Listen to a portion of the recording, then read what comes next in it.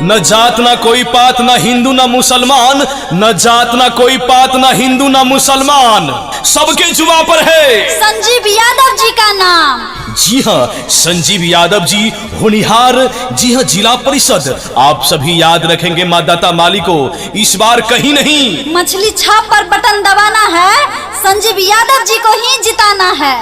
सबका अपना छाप, मछली छाप, मछली छाप। मधुबनी जिला परिषद क्षेत्र संख्या 42 के उम्मीदवार संजीव यादव जी, जिनका चुनाव चिन्ह मछली छाप, मछली छाप, मछली छाप। तो याद रखब मतदाता मालिक सब, मछली छाप, मछली छाप, मछली छाप। सुनो भैया बड़े छिपैया, सुनियो सब कोई ध्यान लगाए, मछली छाप छैयो अपन संजीव यादव के दियो जिताए, मछली छाप छैयो अपन हिनका दियो जिला परिषद बनाए, मछली छाप छैयो अपन। मछली छाप ईवीएम मशीन पर क्रम संख्या 12 नंबर पर अछि।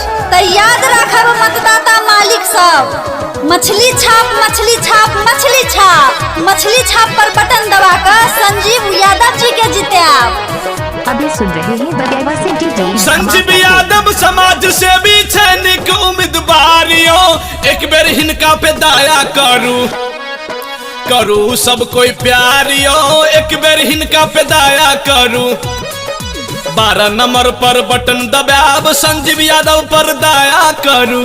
सभा के न्याय दिलावे वाला, गरीब के हक ले लड़े वाला, जी हाँ, जिला परिषद से अपने सबके उम्मीदवार संजीव यादव जी, जिनकर चुनाव चिन्ह मछली छाप, मछली छाप, मछली छाप। नहीं बिसरब, याद रखब मछली छाप।